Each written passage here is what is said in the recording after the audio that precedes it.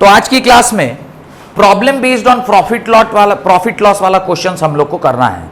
तो profit loss का पहले कॉन्सेप्ट सीख लेते हैं, उसके बाद उसके बेसिस पर जो सवाल है वो करेंगे। तो देखिए, जब कभी भी हम लोग प्रॉफिट लॉस बेस्ड क्वेश्चन देखते हैं तो याद रखिएगा रेफरेंस जो है वो ऑलवेज कौन होता है? सीपी होता है। रेफरेंस हमेशा कौन होता है? सीपी होता है। सीपी को आप हमेशा क्या मानते हैं? रेफरेंस।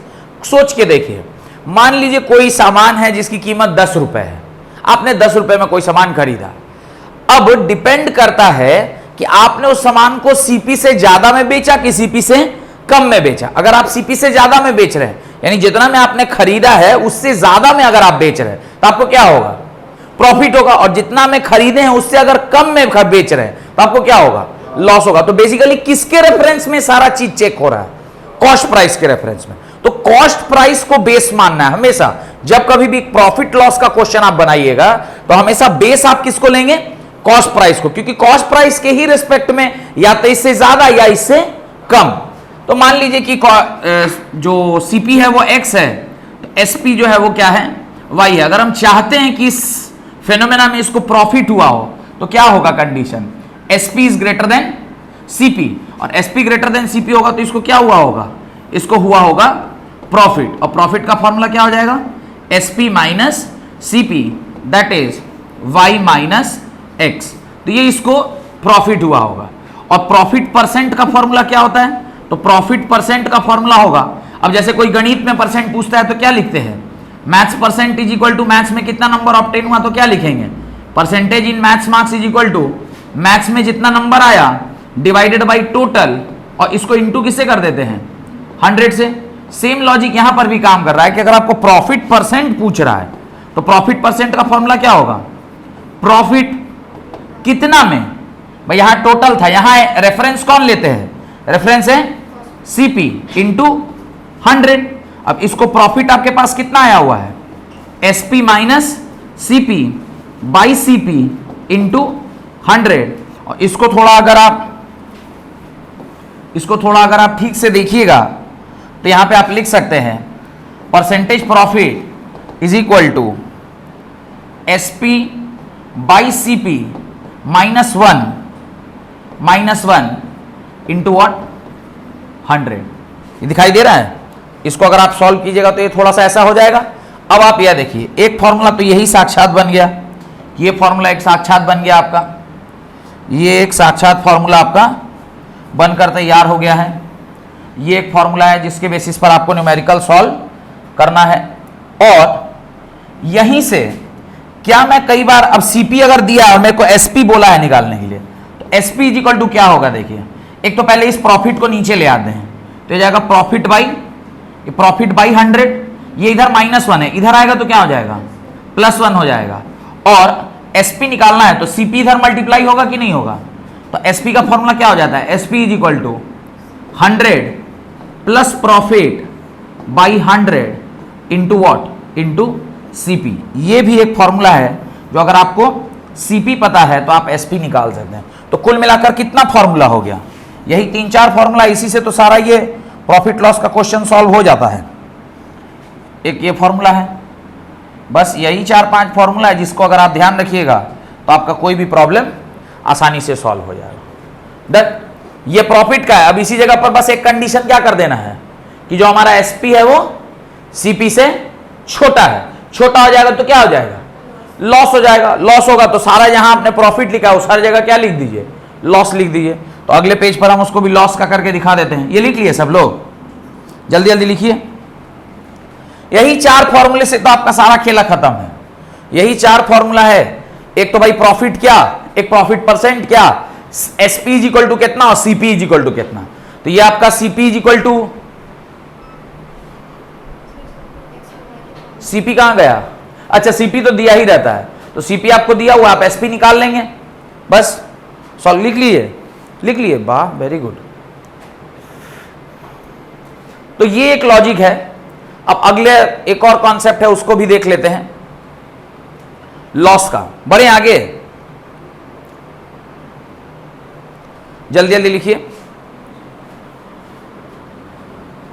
ये फॉर्मूला में चाहे ये दिया हो या ये दिया हो, आप दोनों ही निकाल सकते हैं। मान लीजिए कोई सवाल ऐसा है जिसमें एसपी दिया है, सीपी नहीं दिया हुआ है, तो इसको सब क्रिस क्रॉस करके वो भी निकाल सकते हैं। चाहिएगा तो यहां सीपी का फॉर्मूला इसी फॉर्मूले से निकल के आ जाएगा। सीपी का फॉर्मूला क्या होगा? सीपी इक्वल टू हो जाएगा SP into 100 by 100 plus profit. तो इसको क्रॉस मल्टीप्लाई करके ऊपर नीचे कर दीजिएगा तो सीपी भी आ जाएगा। एसपी सीपी का फॉर्मूला यही हो गया। प्रॉफिट परसेंट का फॉर्मूला है ही, एक बेसिक प्रॉफिट परसेंट का फॉर्मूला यहां पर दिया हुआ, profit is equal to SP minus CP होता है। डन। बढ़े आगे देखिए। अब आइए केस नंबर 2 में। केस नंबर 2 क्या है? मानिए कि हमको लॉस हो रहा है। लॉस कब होगा आपको? जब एसपी जो है ये छोटा हो जाएगा सीपी से। भाई एसपी छोटा हो जाएगा सीपी से मतलब आपको लॉस हो गया, क्योंकि जितना में आप खरीदे थे उससे कम में आपको बेचना पड़ रहा है। तो लॉस का फॉर्मूला क्या होता है?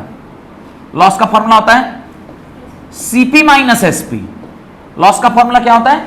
Cost price minus selling price. क्या लॉस हुआ है ना आपको, 10 रुपया में कोई सामान आप खरीदे थे, 8 रुपया में बेच दिए, तो इसका मतलब है कि आप 2 रुपया कम में बेचे। कम में बेचे मतलब आपको क्या हो गया? लॉस हो गया, प्योरली लॉस में है। तो loss is equal to this. अब लॉस परसेंट कैसे निकालेंगे? तो लॉस परसेंट होता है loss by CP into 100। Loss is equal to loss by CP into 100। अब loss percent is equal to loss by CP into 100 दिया हुआ है, आप लॉस के जगह पे ये पुट कर दीजिए, CP minus SP by CP into what? Into 100। अब इसको देखिए 1 minus SP by CP into 100 is equal to loss percent होगा कि नहीं होगा? पहला फॉर्मूला आ गया, फर्स्ट फॉर्मूला आ गया,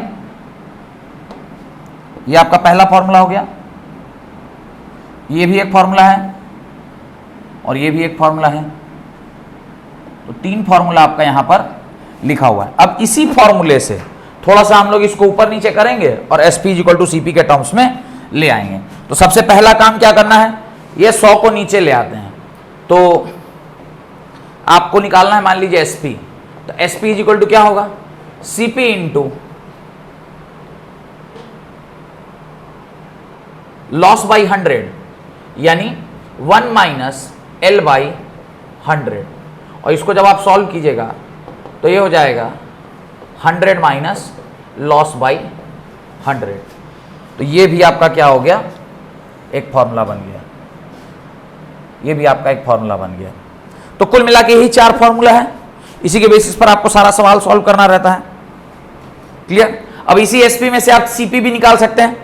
सीपी को एक जगह रख लीजिए, बाकी दोनों फॉर्मूला को अगर आप ध्यान से देखिए, ये देखिए SP is equal to 100 plus profit by 100, और यहां देखिए SP is equal to 100 minus loss. यानी दोनों को अगर कंबाइन करके मैं लिखूं, दोनों को अगर मैं कंबाइन करके लिखूं तो क्या लिखूंगा? SP is equal to CP bracket 100 plus minus, अगर प्लस कब लेंगे? जब प्रॉफिट है, माइनस कब लेंगे? जब लॉस है। यही ना फॉर्मूला बन के आया है।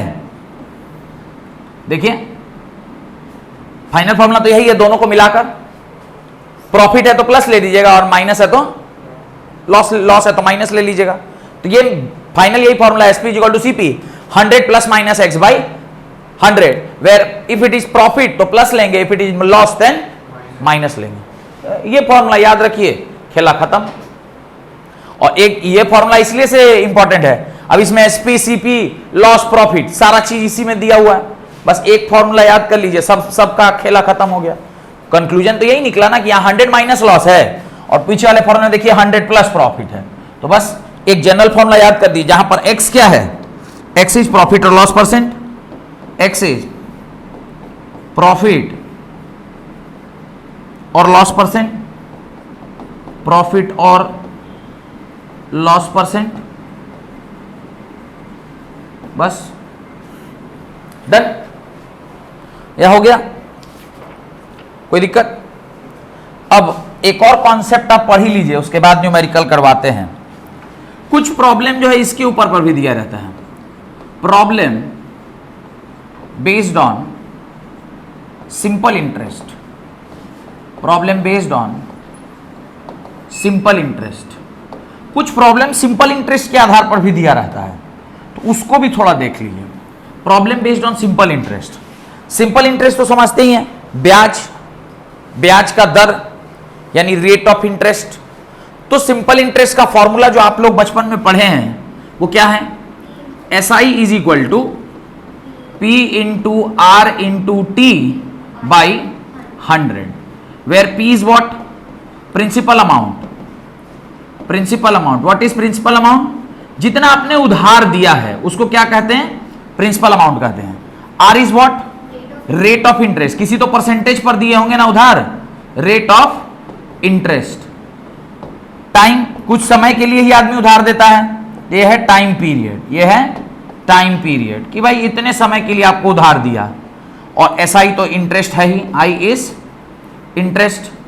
तो यहां से जो इंटरेस्ट निकलता है जब आदमी रिटर्न करता है तो एक्चुअली वो टोटल अमाउंट रिटर्न करता है। और अमाउंट इज इक्वल टू क्या होता है भाई? एक तो उसका मूलधन यानी जितना आपने इंटरेस्ट पर लिया था और प्लस इंटरेस्ट अमाउंट, दोनों जोड़कर आप नहीं वापस करेगा ना। 100 रुपया मान लीजिए आप किसी उधार लिए, 3% रेट ऑफ इंटरेस्ट मारा, उसके आपने पैसा दिया। अब मान लीजिए 3% पर आपने दिया, 100 रुपया उधार लिया, 2 साल के लिए दिए। तो जब आप इसको कैलकुलेट करिएगा तो कुछ रुपया आएगा। 100 रुपया है तो 100 से 100 कट गया, और ये रेट ऑफ इंटरेस्ट 3 है और टाइम मान लीजिए 2 है, तो 6 रुपया आया। 6 रुपया 2 साल के बाद 100 रुपया का आप कितना वापस कीजिएगा? 106 रुपया दीजिएगा। 100 रुपया तो आप लिए ही थे, प्लस साथ में इंटरेस्ट लगा कर देना होगा। बैंक से भी कोई आदमी लोन लेता है तो कैसे लेता है भाई? एक तो आप प्रिंसिपल अमाउंट लिए कि भाई हमको 11 लाख का लोन दीजिए, चाहे 10 लाख का लोन दीजिए। 10 लाख का लोन मान लीजिए 8% पर दिया, तो सालाना ब्याज 8% है, यानी एक साल में आपको 10 लाख का 80,000 देना होगा। अब 1 लाख का आपने 80,000 साल का दिया, 5 साल के लिए तो कितना परसेंट होगा? 80 प्लस 80 प्लस 80 प्लस 80 प्लस 80 कितना हो गया? 80,000 into 5, 4 lakh rupees. Total 10 lakh, 10 plus 4 14। 5 साल बाद आप बैंक को कितना वापस करिएगा? 14 लाख रुपया वापस करिएगा। तो ये जो इंटरेस्ट अमाउंट है ना, जो फाइनल आप देते हैं, वो ऑलवेज क्या होता है? वो ऑलवेज दोनों का समेशन है, amount is equal to principal plus interest. Clear? ये हो गया सिंपल इंटरेस्ट।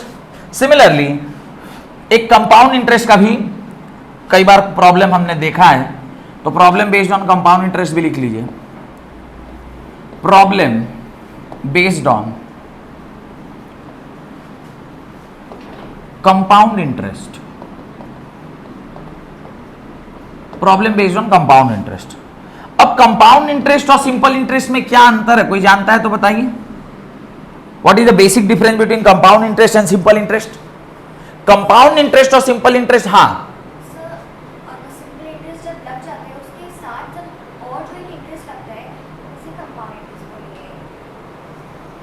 सिंपल इंटरेस्ट और कंपाउंड इंटरेस्ट में यह अंतर है कि अगर 100 रुपया हमने किसी को लेंड किया है, माने हम 100 रुपया किसी को उधार दिए, तो अब उसी 100 रुपया पर ही हर साल ब्याज लग रहा है। लेकिन कंपाउंड इंटरेस्ट में क्या होता है? फर्स्ट ईयर के बाद जो आपका अमाउंट बना, भाई 1 साल का मान लीजिए आप 10% पर दिए, 10 रुपया को, चाहे 8 रुपया करके दिए, माने 8% पर दिए, तो 108 रुपया हो गया। अब जब सेकेंड ईयर का इंटरेस्ट कैलकुलेशन होगा तो 100 पर नहीं होगा, कितना पर होगा? 108 पर होगा। यानी आपका जो उस टाइम प्रिंसिपल अमाउंट होगा for the second year, that is what? Principal amount plus the interest of the first year, और टोटल कैलकुलेट होके that will become the principal amount of second year. फिर सेकेंड ईयर का आपने interest calculate किया, फिर एक नया amount आया सेकेंड ईयर के एंड पे। जब थर्ड ईयर का कैलकुलेशन होगा तो the principal amount will be the amount of second year plus the interest, दोनों मिलाकर तीसरे साल का आपका प्रिंसिपल अमाउंट बनता है। तो ये क्या है? चक्रवर्ती ब्याज। चक्रवर्ती ब्याज में थोड़ा सा चक्रवात बना है, वो तूफान जैसा होगा, ज्यादा आपसे पैसा ले लेता है। इसीलिए कोई अगर आपको पैसा दे तो उसे पूछिए कौन से इंटरेस्ट में पैसा दे रहे हैं। जैसे क्रेडिट कार्ड वाला लोग, ये लोग किस में देता है? कंपाउंड इंटरेस्ट में देता है। आप 1 महीना मत पैसा दीजिए, सेकेंड महीना में आपको कंपाउंड इंटरेस्ट लगा देगा। पहला साल का पहला महीना का पूरा प्लस उस पर इंटरेस्ट, और उस पर फिर वो कैलकुलेट कर लेगा कि आपका कितना पैसा आपको देना है। तो क्रेडिट कार्ड वाला हमेशा कंपाउंडिंग इंटरेस्ट पर चलता है। नहीं तो डे टू डे लाइफ में जो हम लोग पैसा आदान प्रदान करते हैं या फिर बैंक से जो हम लोग लोन लेते हैं, वो किस पर होता है? सिंपल इंटरेस्ट पर क्रेडिट कार्ड ले लिए तो इसलिए आप देखिएगा कि क्रेडिट कार्ड वाला हमेशा घूमते रहता है। जहां जाइएगा, जैसे पापा के साथ आप कहीं घूम रहे हैं मॉल में, कि सर क्रेडिट कार्ड लेंगे, सर क्रेडिट कार्ड लेंगे, क्रेडिट कार्ड लेंगे। कहा है तुम क्रेडिट कार्ड देने के लिए इतना कहा परेशान हो? वो जान रहा है कि ये बैंक से लोन लेगा तो इसको सिंपल इंटरेस्ट लगेगा, क्रेडिट कार्ड लेगा नहीं चुकाया तो इसको तो हम कंपाउंड इंटरेस्ट में बर्बाद करके रख देंगे। तो कंपाउंडिंग का जो ताकत है वो बहुत डेंजरस है। और शेयर मार्केट क्या है, शेयर मार्केट भी तो कंपाउंडिंग ही है, वहां पर कौन सा सिंपल इंटरेस्ट है, वहां पर भी तो कंपाउंड इंटरेस्ट चलता है। कंपाउंडिंग का ताकत बहुत होता है। तो कंपाउंड इंटरेस्ट है, इसका फॉर्मूला क्या होता है, I इज इक्वल टू, कोई जानता है, P bracket 1 plus R by 100 के पावर N माइनस 1। ये क्या है, ये आपका इंटरेस्ट का फॉर्मूला है। This is the formula of interest. I is equal to P whole bracket 1 plus R by 100 के power N minus 1। Done. Where अलग अलग चीजें क्या है लिख लीजिए, I इज, तो CI लिख दे रहे हैं, compound interest, I is compound interest, R is rate of interest, N is number of cycle. Done. और तो कुछ अननोन नहीं है। तो ये आपका P is principal amount, P is principal amount, ये आपका प्रिंसिपल अमाउंट है। और ये जो फॉर्मूला है, ये किसका फॉर्मूला है, कंपाउंड इंटरेस्ट का फॉर्मूला है। ये कुछ बेसिक कॉन्सेप्ट है जो सवाल को सॉल्व करने में, मिसलेनियस प्रॉब्लम को सॉल्व करने में आपके काम आएगा। कहीं भी कुछ भी लग सकता है, तो इसको आपको ध्यान रखिए।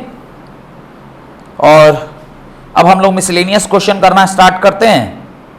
सबसे पहला ही सवाल लिखिए, ये हो गया।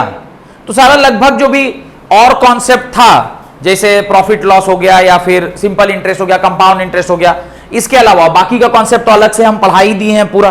तो अब हम लोग इसके ऊपर न्यूमेरिकल करते हैं। तो क्वेश्चन नंबर 1 लिखिए। ये सब मिसलेनियस क्वेश्चन है, सब मिलकर आएगा, ऐसा नहीं कि किसी एक पर्टिकुलर टॉपिक से क्वेश्चन आ रहा है, ये मिसलेनियस क्वेश्चन है।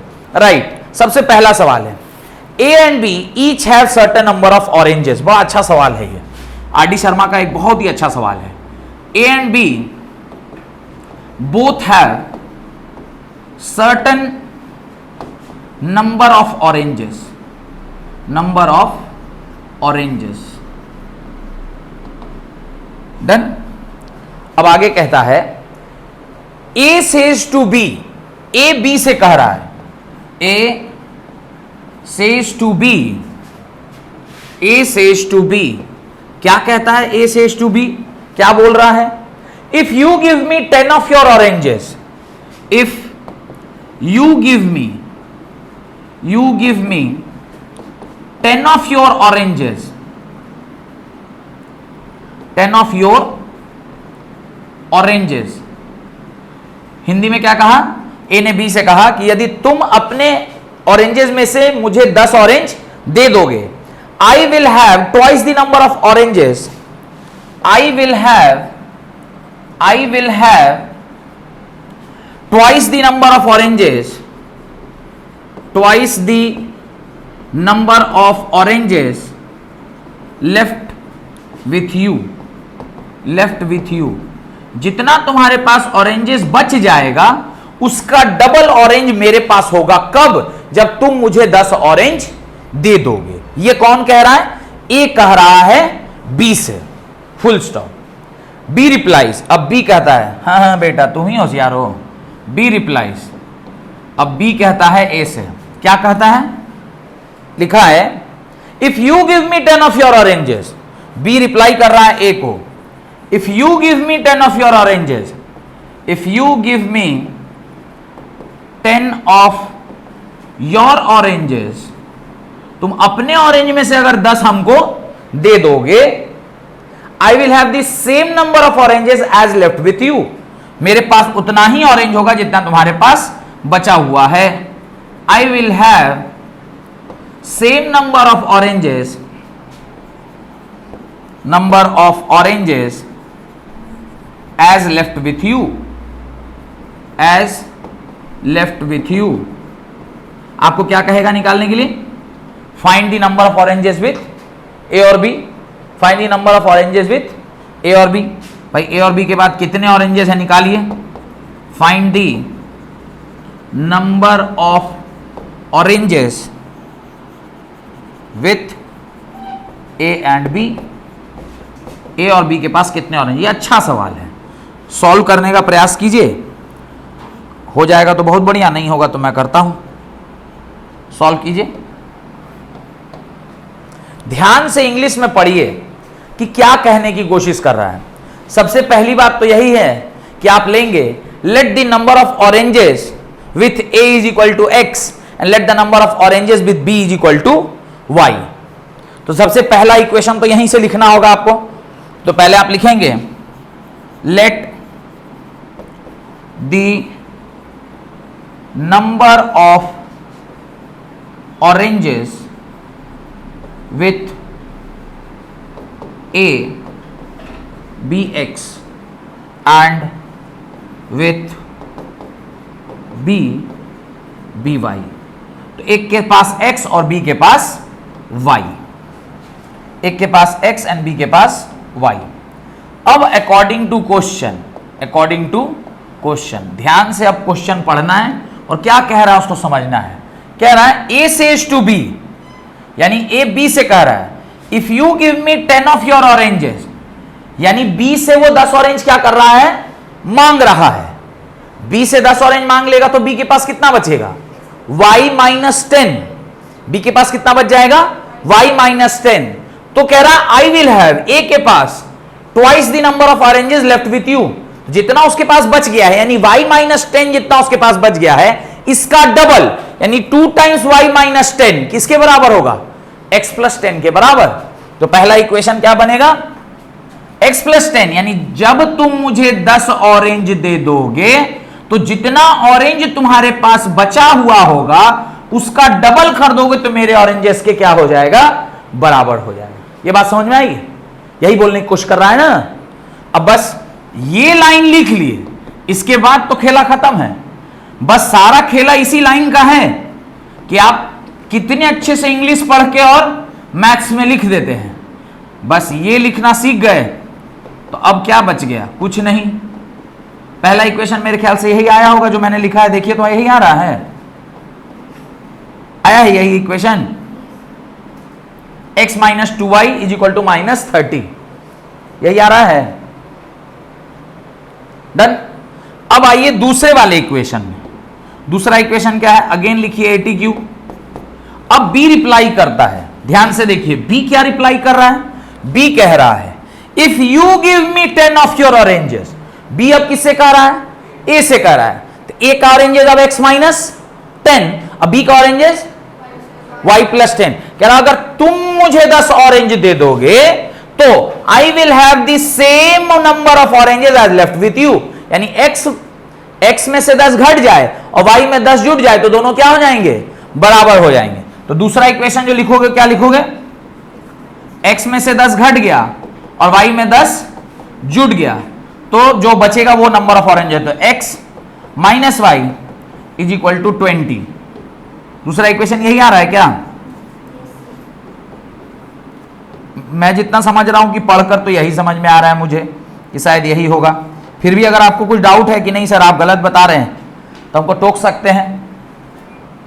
अब एक बार मुझे दोनों पता चल जाता है तो फिर नेक्स्ट क्या करना होता है, फिर इन दोनों को सॉल्व करना है। तो यहां पर एक बड़ी आसानी से दिखाई दे रहा है, पहला इक्वेशन है x minus 2y is equal to minus 30, दूसरा इक्वेशन है x minus y is equal to 20। बड़ी आसानी से x कट जा रहा है, देखिए ये प्लस प्लस माइनस कट गया, क्या ये भी हो जाएगा प्लस, ये हो जाएगा माइनस।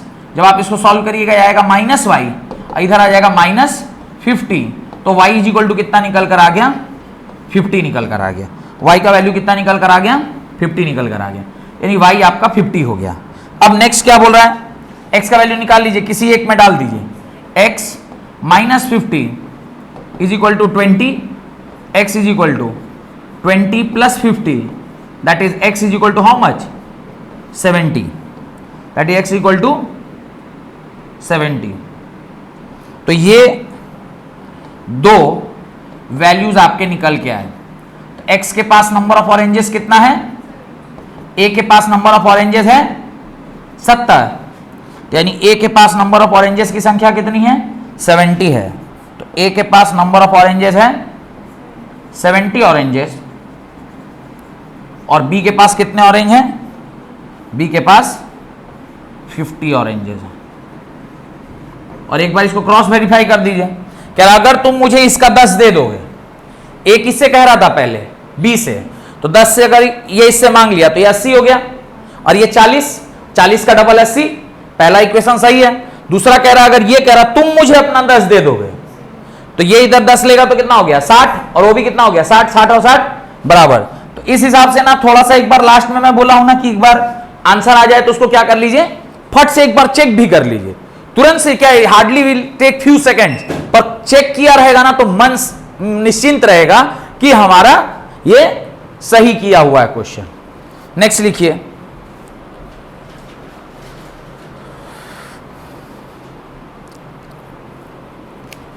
ये एक टाइप का क्वेश्चन था, एक तो पैसा वाला क्वेश्चन करवाना है, तो नहीं है 10 रुपया 5 रुपया वाला, एक वो सवाल करवाना है। चलिए कोई नहीं, एक ये लिखिए, राइट, भावना इन्वेस्टेड, लिखिए भावना इन्वेस्टेड, क्वेश्चन लिखा जाए, Bhavna invested, Bhavna invested certain amount of money in two schemes A and B, certain amount of money in two schemes A and B, दो स्कीम है। क्या क्या स्कीम है, कह रहा है एक ऐसा स्कीम है जिसमें 8% पर एनम का इंटरेस्ट है, और एक है जिसमें 9% का इंटरेस्ट, एनुअल इंटरेस्ट है। लिखिए, वन स्कीम यानी ए scheme gives 8% per annum interest, whereas B gives 9% per annum का इंटरेस्ट। एक 8% पर एनम का इंटरेस्ट दे रहा है और एक 9% पर एनम का रेस्पेक्टिवली हमने तो ए और बी लिख दिया। C receives 1860 as an annual interest, वो क्या रिसीव किया है 1860 rupees. She receives 1860 as an annual interest, annual interest के रूप में इसने 1860 रुपया दिया है। हाउएवर, अब कह रहा however had C interchanged the amount, क्या इसके पास टोटल इतना है ना 1860 के इंटरेस्ट में है, तो कुछ पैसा मान लीजिए पता नहीं कितना पैसा है, तो कुछ पैसा ए स्कीम में लगाई होगी और कुछ पैसा बी स्कीम में लगाई होगी। अब ए स्कीम और बी स्कीम में जो भी पैसा वो लगाई थी उसके हिसाब से इसको इतना मिला। अब कह रहा मान लीजिए कि ये इसको क्या कर दें, एक्स अमाउंट मान लीजिए ए स्कीम में लगाई थी, अब वाई अमाउंट मान लीजिए बी स्कीम में लगाई थी। अब कह रहे मान लीजिए इसको क्या कर दिया जाए, उलट फेर कर दिया जाए, यानी ए स्कीम में अब कितना पैसा लगा रही है, वाई पैसा लगा रही है, और बी स्कीम में कितना लगा रही है, एक्स पैसा लगा रही है। तो जो इंटरेस्ट अब बाद में मिला है वो पहले से 20 रुपया ज्यादा है, यानी पहले से कितना हो जाएगा 1860 यानी 1880 हो जाएगा। आपसे कह रहा बताओ दोनों का कितना कितना पैसा दोनों स्कीम में लगाइए, यही नहीं सवाल देगा। तो आगे इस सवाल को कंप्लीट कर लीजिए। Had C interchange the amount of investment, had C interchanged the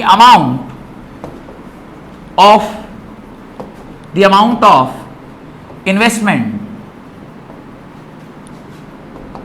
she would receive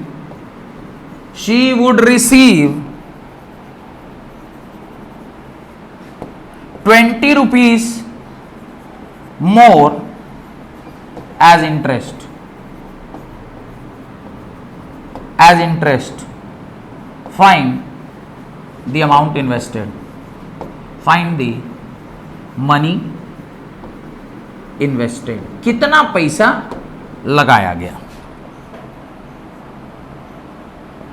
कितना पैसा लगाया गया, find the amount invested. Solve कीजिए, बता ही दिए इसका मतलब सवाल का, बस आपको क्या करना है, let the amount invested in first scheme be be x and in second scheme be y. पहला स्कीम में एक्स पैसा लगाई और सेकेंड स्कीम में कितना पैसा लगाई, वाई पैसा लगाई। तो भावना बहुत ही होशियार इन्वेस्टर है, इन्होंने let the amount invested in A scheme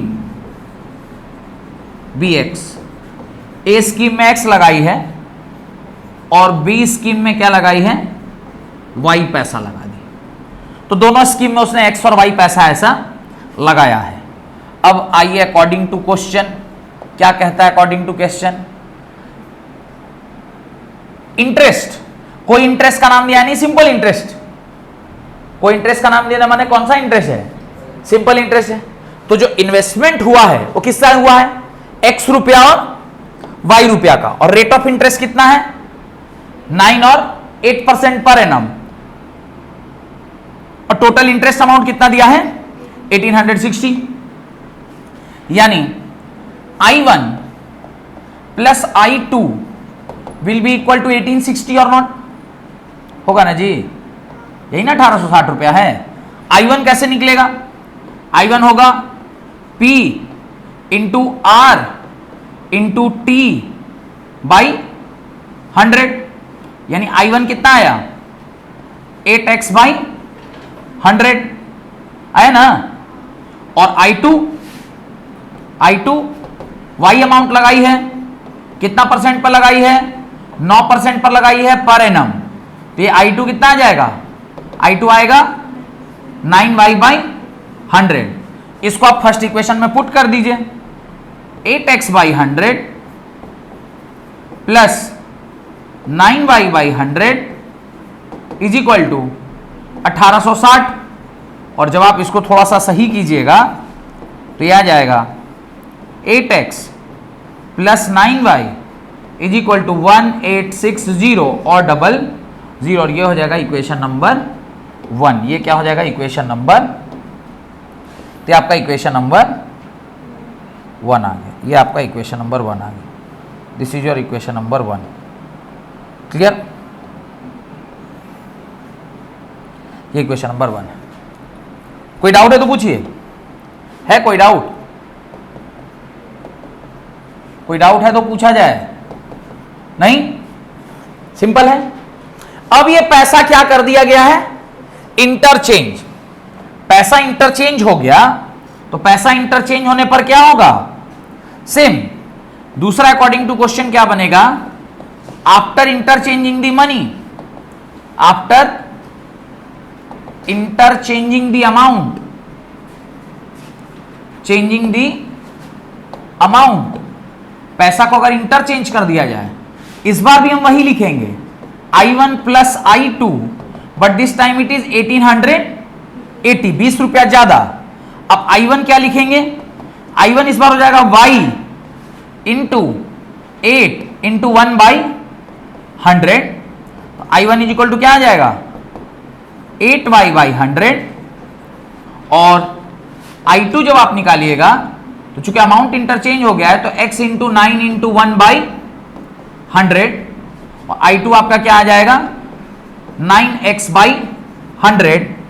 तो इसी दोनों वैल्यू को जब आप ऊपर पुट करिएगा तो आंसर आएगा 8y by 100 plus 9x by 100 is equal to 1880, यानी यहां से आप लिख सकते हैं 9x plus 8y is equal to 1880, और साथ में और 00, और ये आपका क्या हो जाएगा इक्वेशन नंबर 2 हो जाएगा, ये आपका क्या हो जाएगा इक्वेशन नंबर 2 हो जाएगा।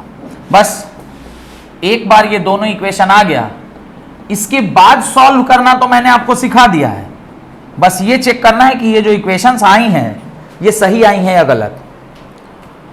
तो मेरे ख्याल से दोनों ही इक्वेशन क्या आई हैं, सही आई हैं। हाँ बोलिए। नहीं बाबू, 10,000 and 12,000 इज द आंसर। 10,000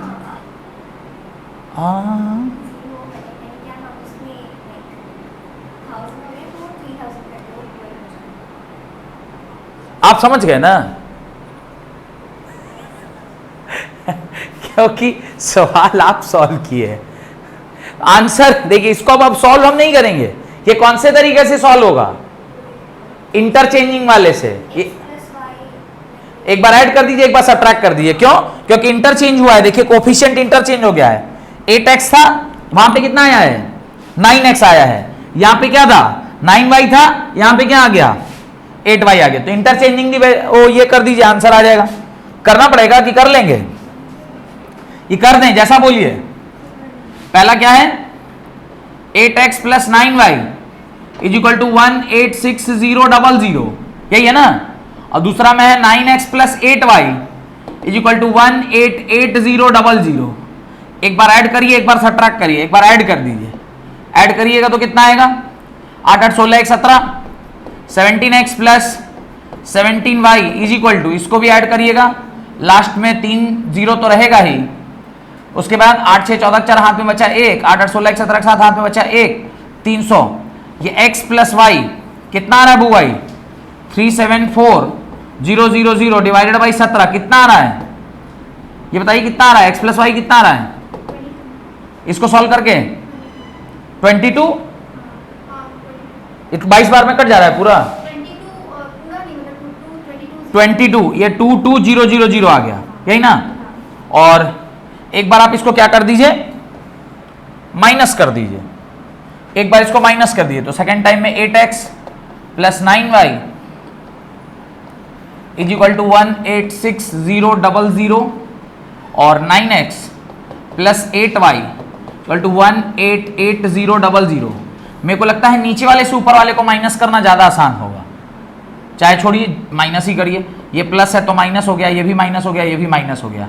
तो 8x में से ये जाएगा तो ये माइनस x, ये बचेगा plus y is equal to, इसको घटाइए, माइनस साइन के साथ कुछ आएगा, माइनस x प्लस y, ये हो गया 0 0 0।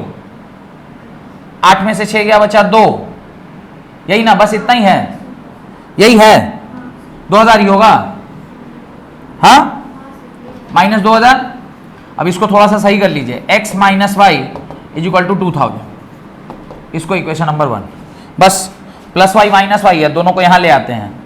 इसको उठा के कहाँ ले आते हैं, इधर। तो यहाँ लगेगा तो क्या हो जाएगा, x minus y is equal to how much, 2000। इसको सॉल्व कर लीजिए, खटा 2x is equal to 24000, x is equal to how much, 12000। x is equal to कितना आ गया, 12000। और x का वैल्यू कहाँ पुट कर दीजिए, किसी एक इक्वेशन में यहीं पुट कर देते हैं। 12000 minus y is equal to 2000, तो y is equal to 12000 minus 2000, that is y is equal to 10000। खटाक, ये दोनों क्या हो गया। मैं बार बार कह रहा हूँ, मैं मास्टर हूँ, हमको एग्ज़ाम नहीं देना है, फिर भी मैं को याद रह रहा है कि मुझे इम्प्लाइज साइन डालना है। आप लोग तो स्टूडेंट हैं, आप लोग को नंबर लेना है मास्टर से, तो किसी भी कीमत पे दिस इम्प्लाइज साइन मत भूलिएगा। कई बार रिपीटेडली हम ये बात कह रहे हैं आपसे कि दिस इम्प्लाइज साइन भूलिएगा। मास्टर की इच्छा हो, चाहे 5 में 2 काट ले, 3 काट ले, आप उसको रोक नहीं सकते हैं। तो आप कहेगा हम तो सही आंसर निकाल के आए थे, फिर भी मेरा नंबर कट गया। इम्प्लाइज साइन छोड़िएगा तो मास्टर के हाथ में पूरा हक है कि वो नंबर आपका काट सकता है। अब 1 नंबर काटे, 2 नंबर काटे, जितना नंबर चाहेगा उतना नंबर काट सकता है। तो ये हमने सिंपल इंटरेस्ट का जो कॉन्सेप्ट सीखा था, उसके आधार पर हमने एक न्यूमेरिकल किया। एक न्यूमेरिकल और मुझे कराने की इच्छा है, वो पैसा वाला क्वेश्चन है। अच्छा उधर है एक पैसा वाला क्वेश्चन है कि भाई इतना का इतना सिक्का है, इतना का इतना सिक्का है। ये भी क्वेश्चन ना बड़ा फ्रीक्वेंटली पूछता है। कहां पर है, कि एक ये है, उसके पास बहुत सारा सिक्का का कॉम्बिनेशन है। ये क्वेश्चन बड़ा मन है हमको बनवाने का। एनीवेज एक दिन और लगेगा, आज की क्लास में पूरा कंप्लीट नहीं ही हो पाएगा, एक दिन और लगेगा ही हमको इसको सॉल्व कराने में। तो एक क्लास तो और इसको कराना ही होगा। हाँ नहीं, अभी बता देंगे, लाई ना, वही क्वेश्चन सॉल्व कर देते हैं, क्या कि वो पैसे वाला सिक्का कल अगले क्लास में लेके आइएगा। नंबर बोलिए। 8 men and 12 boys। ये तो पूरा कॉन्सेप्ट है बाबू, ये सिखाना पड़ेगा, अगले क्लास में करेंगे, ये पूरा कॉन्सेप्ट सिखाना होगा, ये टाइप ऑफ प्रॉब्लम हो गया है। तो ठीक है, फिर तब यहीं तक रखते हैं, यहीं तक रखा। चलिए एक छोटा सा सवाल ये कर लीजिए, इनकम और एक्सपेंस के ऊपर, ये भी एक कॉन्सेप्ट है, लगे हाँ तो हो ही जाएगा। क्वेश्चन पहले लिख लीजिए, उसी में कॉन्सेप्ट सिखा देंगे। Right, the ratio of income of 2 persons is 9:7। The ratio of income of 2 person, दो लोगों के इनकम का रेशियो 9:7 है, यानी ऑब्वियसली एक तो ज्यादा कमा रहा है, एक तो थोड़ा कम कमा रहा है। And the ratio of their expenditure is 4:3।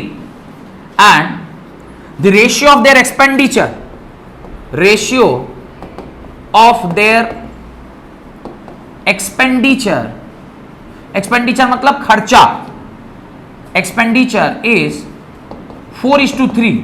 कमा रहा है 9:7 के रेशियो में और खर्च रहा है 4:3 के रेशियो में।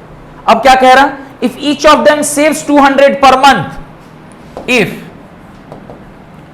Each of them saves 200 rupees per month, प्रति महीना 200 रुपए दोनों लोग क्या कर रहे हैं, बचा रहे हैं। Find there income, find there monthly income, find there monthly income. गरीब आदमी है इसका मतलब, साला 200 रुपया बचा पा रहा है, नहीं ज्यादा गरीब क्वेश्चन दे दिया, 200 रुपया बचा रहा है। खैर अब यहां पर भी ना एक छोटा सा कॉन्सेप्ट इन्वॉल्व है। क्या कॉन्सेप्ट है, देखिए कॉन्सेप्ट है, आपका जो सेविंग होता है, आपका जो सेविंग होता है वो सदैव होता है इनकम माइनस एक्सपेंस के बराबर। आप जितना कमाते हैं उसमें से जितना खर्च लेते हैं, उसके पश्चात जो आपके पास बचता है वही आपका क्या है, सेविंग है।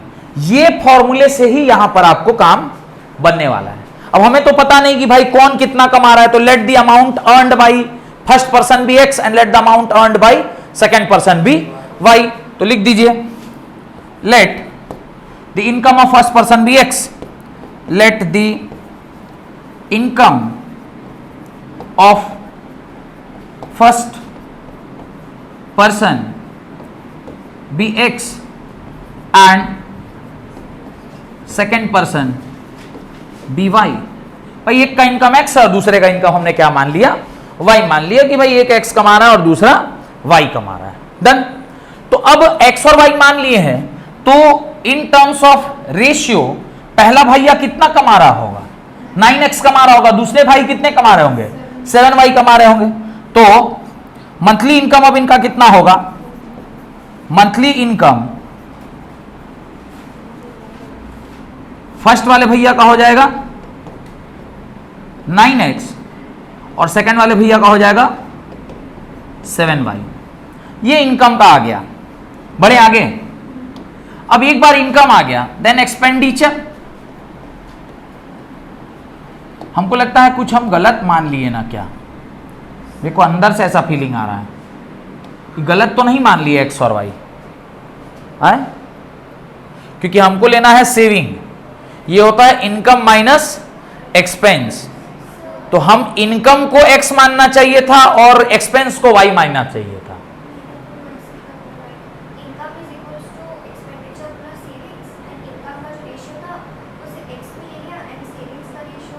हाँ, तो यही करना चाहिए हमको लगता है। इनकम को क्या लेना चाहिए, एक्स लेना चाहिए, और एक्सपेंडिचर को क्या लेना चाहिए, वाई लेना चाहिए, तब ये सॉल्व हो जाएगा। वही करते हैं। क्या कीजिए, पर्सन का एक्सपेंडिचर मत लीजिए, आप लिखिए लेट द इनकम ऑफ कौन, let the income of the persons be x, ऐसा, और एक्सपेंस भी वाई। तो क्या होगा, इनका रेशियो क्या हो जाएगा, मैं सीधे अकॉर्डिंग टू क्वेश्चन लिखता हूं। अकॉर्डिंग टू क्वेश्चन पहले भाई का इनकम है 9x माइनस इसमें से कितना खर्चा कर दे रहा है, ये 4y खर्चा कर दे रहा है, और ये किसके बराबर हो गया, 200 के बराबर। इक्वेशन नंबर 1 यही आएगा, 9x minus 4y is equal to 9x minus 4y is equal to 200। और दूसरे वाले भाई का सेम अकॉर्डिंग टू क्वेश्चन अगर आप लिखिएगा, दूसरे वाले भाई का सेम अकॉर्डिंग टू क्वेश्चन लिखिएगा, तो उसका इनकम कितना है 7x, और उसमें से खर्च कितना दे रहा है 3y, और तो भी वो कितना बचा पा रहा है, 200 रुपया बचा पा रहा है, यही बोला है ना। तो ये आपका क्या आ गया, दो इक्वेशन, दो वेरिएबल सॉल्व कर लेंगे। तो पहला इक्वेशन क्या आया हुआ है, 9x minus 4y is equal to 200, this equation number 1। दोनों इक्वेशन को मिलाकर आप क्या कर लीजिए, सॉल्व कर लीजिए। क्या करेंगे सॉल्व करने के लिए, ऊपर वाले को 4 से मल्टीप्लाई कर देते हैं, और नीचे वाले को 3 से, तो ये हो जाएगा 28x minus 12y is equal to 800 रुपया, इज इक्वल टू 800 रुपया। और इसको मल्टीप्लाई करिए, 27x minus 12y is equal to 600 रुपया। ये देखिए, ये प्लस ये माइनस कर देते हैं, इसको प्लस करते हैं, ये माइनस, ये कट गया, बचा आपके पास x is equal to 200। x कितना आ गया, 200 आ गया, और y निकालिएगा तो किसी एक में पुट कर दीजिए, 7 into 200 minus 3y is equal to 200, 1400 minus 200 is equal to how much 3y, और यहां से आ गया 1200, तो 3y इज इक्वल टू 1200, तो y is equal to how much 400, y 400 आ गया। तो आपके पास ये दो वैल्यूज निकल कर आ गई, कौन कौन सी, एक x की वैल्यू निकल के आई और एक y की वैल्यू निकल के आई। पर हमें क्या बोला है उसने, दोनों का क्या निकाल के दिखाओ, इनकम निकाल के दिखाओ। तो इनकम अपना फर्स्ट पर्सन का इनकम क्या था, 9x था, 9 इंटू एक्स की वैल्यू कितनी है 200 रुपये है। तो पहले भैया कितना कमा रहे हैं, 1800 रुपया महीना कमा रहे हैं, मेरे को लग रहा ही था कि सारे लोग गरीब आदमी हैं। और दूसरा 7x, तो 7 इंटू 200, ये भैया कितना कमा रहे हैं 1400 रुपया कमा रहे हैं। देन अब थोड़ा सा चेक कर लेते हैं, y का वैल्यू कितना है 400, पहला वाला का 4 है, 4y, तो चौके 1600, 1800 में से 1600 घट गया, कितना बचा, तो ये भाई साहब ठीक 200 रुपया बचा पा रहे हैं। दूसरा का कितना है 3y, 4 3 जा 12, 1400 में 1200 घट जाएगा, कितना बचेगा 200 रुपया। तो हमने जो सॉल्व किया है वो 100% क्या है, सही सॉल्व किया है। क्लियर। तो ये आपको इस तरह से ठीक नहीं, ये सब मिसलेनियस है, अब इसका कोई टाइप थोड़ी है, कोई ऐसा ना हो कि इसी तरीके से बनेगा, बनाने रहिएगा बस बन जाएगा। अब आपको ये नहीं सोचना आप जितना टाइप है सबका कॉन्सेप्ट तो पढ़ाना संभव नहीं है। अब कहीं पर ऐसा भी दिया हुआ है, जैसे एक सवाल इसने पूछा कि वही वो ए किसी काम को इतने दिन में करता है, बी किसी काम को इतने दिन में करता है, तो ए और बी मिलकर किसी काम को इतने। अब वर्क का क्वेश्चन या पाइप्स एंड किस्टन्स का क्वेश्चन, ये सब फिर एक अलग कॉन्सेप्ट है। तो मिसलेनियस के लिए एक दिन और लगेगा, उस दिन हम लोग ये वाला कॉन्सेप्ट और कल के क्लास में और सारा कुछ क्वेश्चन जो बचा हुआ है वो करेंगे। और उसके बाद हम लोग ये चैप्टर से फिजिक्स में क्या है, रिफ्रैक्शन ऑफ लाइट में प्रवेश कर जाएंगे, क्योंकि फिजिक्स का रिफ्रैक्शन हमारा बचा हुआ है, तो उसमें हम लोग प्रवेश कर जाएंगे। शायद मंडे से हम लोग उसमें प्रवेश करेंगे। ठीक है, बहुत बहुत धन्यवाद आज की क्लास अटेंड करने के लिए।